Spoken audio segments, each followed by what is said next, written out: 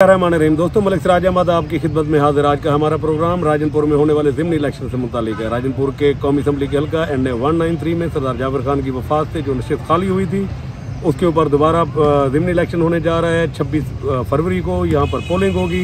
इस वक्त 3 उम्मीदवारों के दरमियान कांटे का मुकाबला जारी है, जिसमें पाकिस्तान तहरीक इंसाफ की तरफ से सरदार मोहसिन खान लगारी, पाकिस्तान मुस्लिम लीग नून की तरफ से सरदार अमार खान लगारी और पाकिस्तान पीपल्स पार्टी की तरफ से सरदार अख्तर हसन खान गुरजानी मध्य मुकाबले हैं। बहुत जोड़ तोड़ अरूज के ऊपर पहुंची हुई है, एक हाइप क्रिएट हो चुकी है और इस वक्त जो जज्बात हैं वो बड़ी शिद्दत के साथ बड़ी बुलंदियों के छू रहे हैं। इस वक्त जो इस वक्त अब की हमने जो अपडेट लिया उसमें यह है कि आज रात 12 बजे तक जो इलेक्शन कैंपेन है ये ख़त्म हो जाएगी। कल का दिन रेस्ट का है और परसों वाले दिन 26 तारीख को यहाँ पर पोलिंग होगी। इस वक्त तक जो पब्लिक के जो हमने ओपिनियन लिया है, जो राय ली है, उसमें बिलाशुबा और बग़ैर किसी डाउट के पाकिस्तान तहरीक इंसाफ के जो उम्मीदवार हैं सरदार मोहसिन लगारी, उनकी अवामी हिमायत बहुत ज़्यादा है लोगों की। मेरी राजनपुर में जितने दोस्तों से बात हुई, किसी शख्स ने मुझे ये नहीं कहा कि मोहसिन लगारी हारेगा। सबका ये लगता है कि जी तहरीक इंसाफ आ गया और तहरीक इंसाफ ये सीट जीत जाएगी। दूसरी और तीसरी पोजीशन के ऊपर अमार लगारी और सरदार अख्तर हसन गुरजानी के दरमियान मुकाबला है। सरदार अख्तर हसन गुरजानी ने इन दिनों में बहुत इम्प्रूव किया है। उनकी जो पीपल्स पार्टी का वोट था उन्होंने इंटैक्ट किया उसको, और सबसे बड़ी बात जो उनकी कामयाबी नज़र आ रही थी वो ये था कि गुरजानी ट्राइब के अंदर से भी वो अपना बड़ा शेयर ले रहे हैं। कहा यह जा रहा था कि अख्तर हसन गुरजानी अपने गुरजानी ट्राइब में से जितना वोट ज़्यादा लेंगे उतना ही अमार लगारी को नुकसान पहुँचेगा।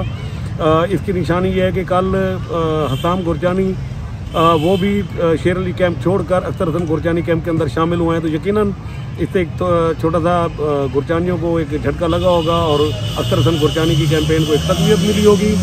देखने वाली बात यह है कि अवामी राय जो है वो ये है कि इस वक्त पहले नंबर के ऊपर तहरीक इंसाफ, दूसरे के और तीसरी पोजीशन के ऊपर मुकाबला जारी। अवामी जो राय है वो उसका नतीजा क्या निकलता है ये फैसला वहाँ के हल्के के वोटर ने करना है, वहाँ की अवाम ने करना है। और जो इस वक्त तक की सूरत हाल है उसमें यह है कि तहरीक इंसाफ का पलड़ा बहरहाल भारी जा रहा है। और इसमें नून लीग को जो सबसे ज़्यादा नुकसान पहुँचा है वो ये पहुँचा है कि वो गो के मुबैना तौर पर जो FIR हुई हैं लोगों के ऊपर, जिसमें मिर्ज़ा फैमिली है, जिसमें फैज़ कुराई है और दीगर लोग हैं, उनका इल्ज़ाम सियासी मुखालफिन सरदार अवैस लगारी के ऊपर लगा रहे हैं कि जी उन्होंने कराए हैं।